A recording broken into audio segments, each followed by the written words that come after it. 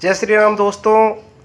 आज का प्रसंग हर एक बेटे, बहू, बेटी को देखना चाहिए और जितना ज़्यादा हो सके शेयर करना चाहिए, क्योंकि प्रसंग बहुत ही भावुक और बहुत ही ज़बरदस्त है।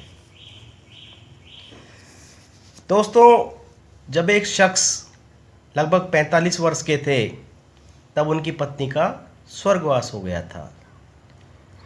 लोगों ने दूसरी शादी की सलाह दी, परंतु उन्होंने यह कहकर मना कर दिया कि पुत्र के रूप में पत्नी की दी हुई भेंट मेरे पास है, इसी के साथ पूरी जिंदगी अच्छे से कट जाएगी।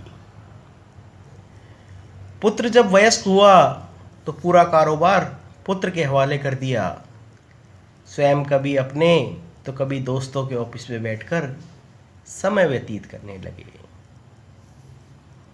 पुत्र की शादी के बाद वह और अधिक निश्चित हो गए। पूरा घर बहू को सुपुर्द कर दिया। पुत्र की शादी के लगभग 1 वर्ष बाद दोपहर में खाना खा रहे थे।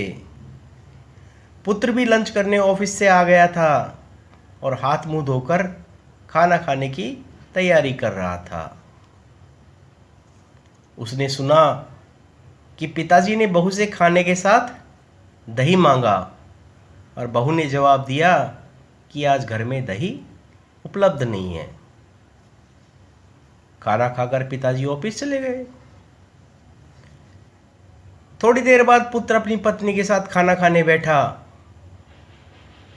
खाने में प्याला भरा हुआ दही भी था।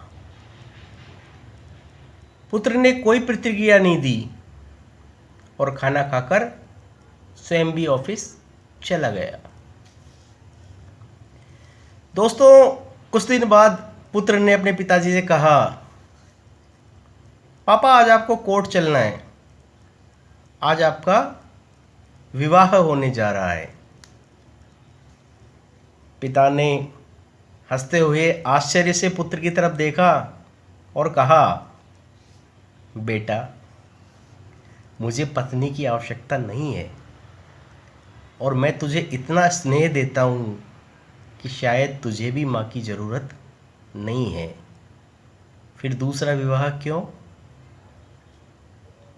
पुत्र ने कहा, दोस्तों ध्यान से सुनना, बहुत ही भावुक है कि पिताजी, न तो मैं अपने लिए माँ ला रहा हूँ न आपके लिए पत्नी, मैं तो केवल आपके लिए दही का इंतजाम कर रहा हूँ। पिताजी, कल से मैं किराए के मकान में आपकी बहू के साथ रहूँगा तथा आपके ऑफिस में एक कर्मचारी की तरह वेतन लूँगा, ताकि आपकी बहू को दही की कीमत का पता चले।